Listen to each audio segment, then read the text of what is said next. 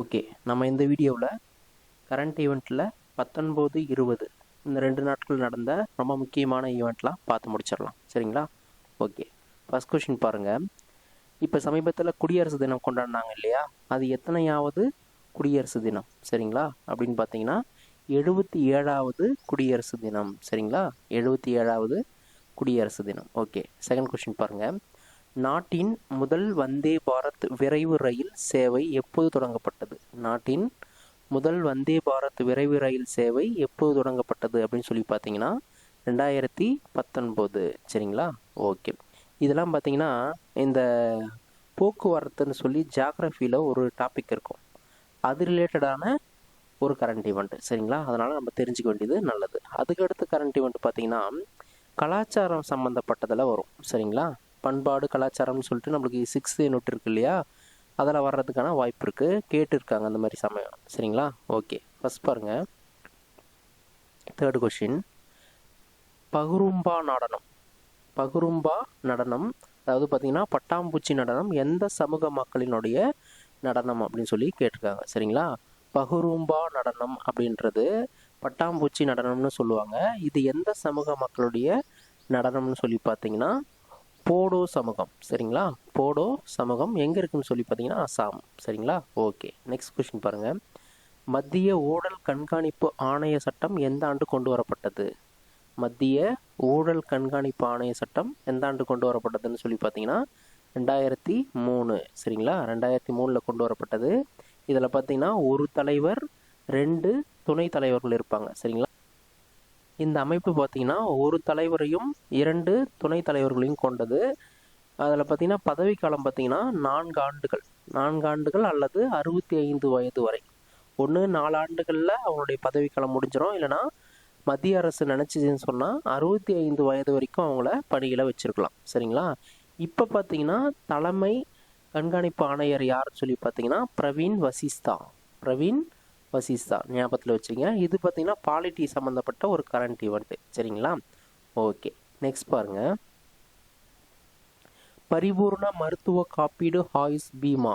பரிபூர்ண மருத்துவ காப்பீடு ஆயுஷ் பீமா அப்படின்றது என்னன்னு பார்க்கலாம். சரிங்களா? பரிபூர்ண மருத்துவ காப்பீடு ஆயுஷ் பீமா அப்படின்னு சொல்லி பார்த்தீங்கன்னா ஜனவரி 14, 2026 தொடங்கப்பட்டது. ஜனவரி 14, 2026 தொடங்கப்பட்டது. இது பார்த்தீங்கன்னா 10 முதல் 20 லட்சம் வரை காப்பீடு திட்டத்தை மக்களுக்கு வழங்குது. 10 முதல் 20 லட்சம் வரை காப்பீடு திட்டம். இந்த வழங்குற திட்டத்துக்கு பேர் தான் என்னங்க? பரிபூர்ண மருத்துவ காப்பீடு ஆயுஷ் பீமா. இதில் வந்து பார்த்தீங்கன்னா 10 லட்சத்துலேருந்து 20 லட்சம் வரை காப்பீடு பெறலாம். ஜனவரி 14, 2026 தொடங்கப்பட்டது. சரிங்களா? அதெல்லாம் தெரிஞ்சு வச்சுங்க. இது வந்து சென்ட்ரல் கவர்மெண்ட் ஸ்கீம். சரிங்களா? ஓகே, நெக்ஸ்ட் கொஸ்டின் பாருங்கள். இந்தியாவின் முதல் மற்றும் உலகின் மிகப்பெரிய பசுமை அமோனியா வளாகம். இந்தியாவினுடைய முதல் மற்றும் உலகத்தில் மிகப்பெரிய பசுமை அமோனியா வளாகம் எங்கே உள்ளதுன்னு சொல்லி பார்த்தீங்கன்னா காக்கிநாடா. எங்கே இருக்குங்க? ஆந்திரா. சரிங்களா? ஓகே, நெக்ஸ்ட் கொஸ்டின் பாருங்கள்.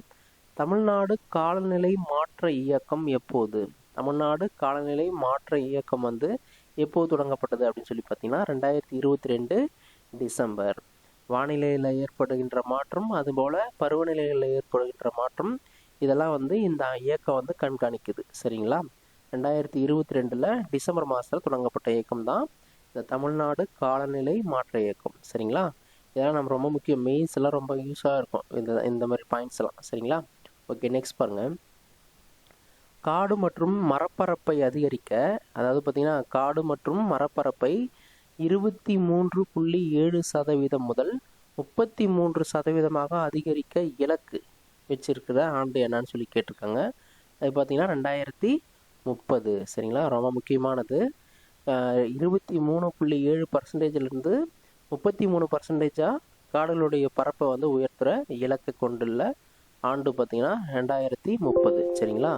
ஓகே, நெக்ஸ்ட் கொஸ்டின் பாருங்கள். குறைந்தபட்ச ஆதார விலை முறை எந்த ஆண்டு கொண்டு வரப்பட்டது? குறைந்தபட்ச ஆதார விலை முறை வந்து எந்த ஆண்டு கொண்டு வரப்பட்டது? ரொம்ப ரொம்ப முக்கியமானது. விவசாயிகளுக்கும் சரி, எக்ஸாம் பாயிண்ட் ஆஃப் வியூ ரொம்ப முக்கியமான ஒரு முறை இது. சரிங்களா? 1965 தான் இந்த குறைந்தபட்ச ஆதார விலை கொண்டு வரப்பட்டது.